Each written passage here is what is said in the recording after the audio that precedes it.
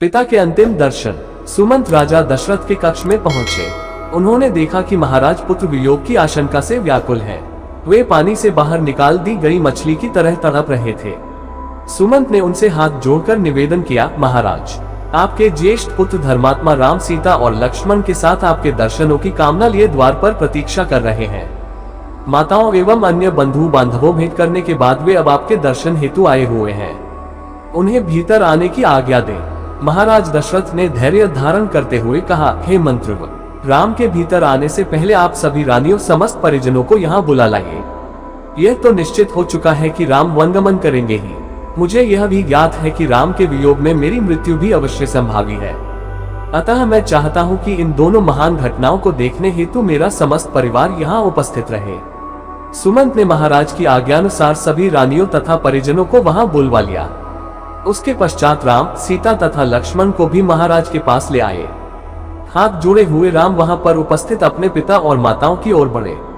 राम को इस प्रकार अपनी ओर आता देख महाराज दशरथ उन्हें हृदय से लगाने की अभिलाषा से अपने आसन से उठ खड़े हुए, किंतु अत्यधिक शोक तथा दुर्बल होने के कारण वे केवल एक पग बढ़ाते ही मूर्छित होकर गिर पड़े। पिता की ऐसी दशा देखकर राम और लक्ष्मण ने तत्काल उन्हें सहारा देकर पलंग पर लिटा दिया। महाराज की मूर्छा भंग होने पर राम ने अत्यंत विनीत स्वर में कहा, हे पिता, आप ही हम सबके स्वामी हैं। कृपा करके आप धैर्य धारण करें और हम तीनों को आशीर्वाद दें कि हम वन में 14 वर्ष की अवधि व्यतीत करने के पश्चात पुनः आपके दर्शन करें। महाराज दशरथ ने आर्द्र स्वर में कहा, पुत्र, तुम्हें वनों में भटकने के लिए भेजने की मेरी कदापि इच्छा नहीं है, किंतु मैं विवश हूँ। अब मैं इससे अधिक क्या कह सकता हूँ कि जाओ, तुम्हारे वनवास का काल कल्याणकारी हो। ईश्वर सदैव तुम्हारी रक्षा करे। मुझे इस बात की भी आशा नहीं है कि तुम्हारे वापस आने तक मैं जीवित रह पाऊंगा, फिर भी मैं परमात्मा से प्रार्थना करता हूँ कि तुम्हारे लौटने पर मैं तुम्हें पुनः देख पाऊं। वहां पर उपस्थित गुरु वशिष्ठ, महामंत्री सुमंत आदि वरिष्ठ जनों ने एक बार फिर से कैकेयी को समझाने का प्रयास किया कि वह अपना वर वापस ले ले, किंतु कैकेयी अपने इरादों पर अडिग रही।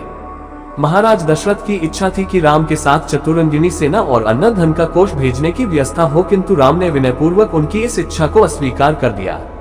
अंत में महाराज ने सुमंत को आदेश दिया, हे मंत्रव, आप स्वयं उत्तम घोड़ों से जुता हुआ रथ ले आए और इन सबको देश की सीमा से बाहर तक छोड़े।